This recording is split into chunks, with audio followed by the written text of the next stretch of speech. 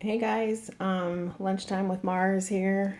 I just wanted to pop on really quick. I'm not going to be on here too awful long. Actually, let me see if I can find some light. Yeah, we find the light where the Denver Broncos are. Yes.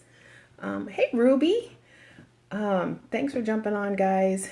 I came home for lunch to do a little bit of writing. I'm trying to put down some thoughts for a speaking engagement that I have on Saturday. And the topic that they asked me to talk about was finding your why. So I decided to discuss that through sort of a little bit different lens. And so we're going to talk about finding it, keeping it, and then maximizing it. But, in preparation for this, it was really pretty cool because, you hear entrepreneurs and business people all the time talking about, oh, this is my why, and this is my why, and this is my why. And a lot of times they don't really focus on what that really means to them. And so it was actually kind of fun. I've got a couple of things going on. One is my newsletter for Live Life on Mars, which I'm actually late for. And so I'm sure Miss Ruby can testify to that. But so we need to get that ready and get it going. But so that's one of the things, hey LaShawn, that I'm working on is the newsletter, which reminded me of my why. And I did a Periscope yesterday talking about domestic violence, and that totally reminded me of my why. And so as I began to put down some thoughts regarding my speaking engagement on Saturday, that why has become so important. And one of the things that I want to share with the ladies at the Beauty to Business brunch is that it's not just about finding your why, because your why is really always there. Your why finds you. It's about discovering it. So the why is always there. You're just not aware of it. And for me, my why, I discovered my why after being a survivor of domestic violence. And so it really kind of brought me full circle as we roll into October, and I began to ramp up, the conversations and the dialogue on domestic violence awareness and the hazards of it. But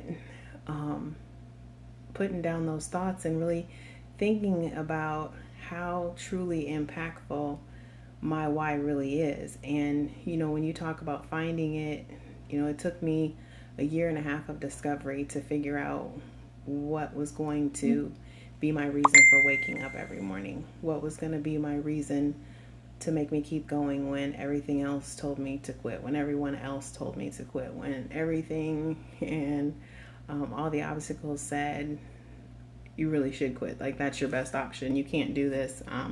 And all the negative self-talk that I had always gotten so comfortable with would tell me to quit. That why, standing in that mirror on April 18th, 2012, and not knowing who I was, to August of 2013, when I realized my why, was a powerful 16, 18 months of my life. And I learned more about myself in that journey. And it's just interesting to me that it took that level of pain and that level of desperation for me to get really serious about figuring out who I was. Hi Natalie, thanks for joining. But it took that much, and then and that serious of an issue, that much pain, that much desperation, that much loss, for me to get serious about figuring out who I am, what I want, what's important to me. And at the end of the day, I just want to be happy. And that's my why. It's so very simple. And so when you talk about your why always being there, it's just a matter of discovering it. And then, once you discover, what do you do with it? Okay, so I want to be happy. But even finding happiness, that pursuit of happiness, that pursuit of my truth as far as what was happiness for me, I invested a long time pursuing a happiness that made everybody else happy and made me miserable. Like, I don't need all that extra. I don't need all the stuff. I didn't need the big house. I didn't need the swimming pools. I didn't need the big parties.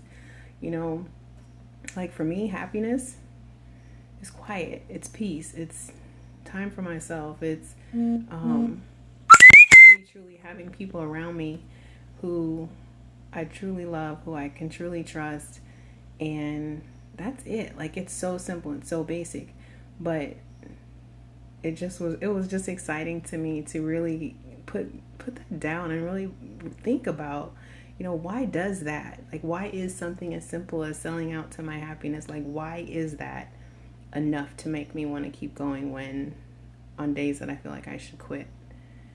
And at the end of the day, it's because through all of that, through all the mess, the drama, the pain, the chaos, the weight loss, the journey, all those experiences gave me a voice that I didn't even know I had. And so it's just really awesome. And somebody was teasing me the other day about using the word geeked up, but I was kind of feeling geeked up about that today too. So anyway, I have to wrap up a couple of things here and then get back to the office and wrap up my day there, and then back to the drawing board in my home office.